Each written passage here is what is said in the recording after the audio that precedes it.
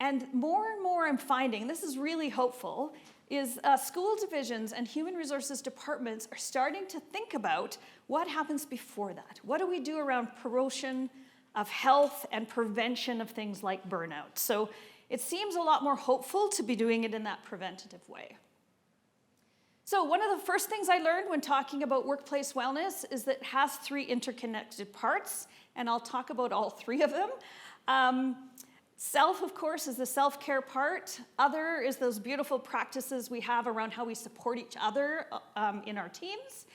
And the third one is system, which often seems like a big monster to people, but is actually both small and large things that we can do. It's about the practices, the policies, our ways of being together, and which one of them support well-being or take away from that. So let's dive in a little bit. I like to talk about the beauty and the danger of self-care. I'm very careful because I wrote a book that starts with beyond self-care as the words, to make sure that people understand that I love and promote self-care. I think it's important. I'm a practicing self-care person myself. I always say a work in progress, as I assume and believe most people are. But the beauty of self-care is that people can do it themselves. It feels good. The other thing that I'm really careful to remind people is that I really do believe that the individual is responsible for their own self-care. Beautiful practices that we can do. And we as leaders, as employers, we can help with that. We can support with that. We can provide ideas, articles, programs and things like that, but ultimately it's up to the individual to take care of themselves as well. So it's that responsibility that they have. Now the danger of self-care, people always wonder about this one, but it's also pretty easy to describe.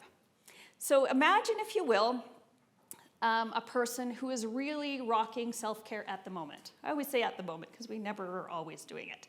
But let's imagine, in the book I call her Diane, so let's call her Diane, and she is eating well and sleeping well and exercising. Maybe she's got a practice of mindfulness in the mornings or a practice of gratitude before she goes to bed at night. She's just doing the self-care stuff. Now, then Diane has one of those days, or perhaps more likely it's a series of one of those days, where everything is going wrong or things are tough, right? So she has parents calling, the kids are off the wall, trashing rooms, and the staff is upset about things, which usually kind of happens at the same time, those that are there actually, because she has a lot of staff off that day. And all of these things are happening, and she's on a tight deadline. She's got something that's due, and her boss calls her to see if she can help with something else, which is also, by the way, on a really tight time frame. Now I'm going to ask you to imagine that you are in that position as Diane. So imagine for a second that you're Diane. Now the boss notices something about what's going on for Diane.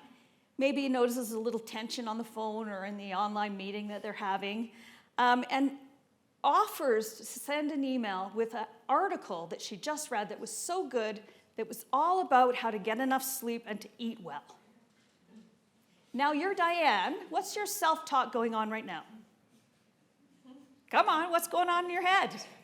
Probably not the greatest things, because that is not something that you need help with right at the moment, right? So I think that we don't have to toss out all our articles or our wellness videos. I think they're beautiful things. There's the beauty part. But what we do have to do when we're talking about self-care is 2 things. One is that we have to be aware that that make sure that people know that you see all 3 parts, the self, other, and the system. You don't have to do them all at once. If you're just promoting self-care right now, that's fine, but you have to acknowledge that you see the other parts, and that your plan is to work on all of them, even if you're not doing them all at once. And then the second one is to match our problems and our solutions.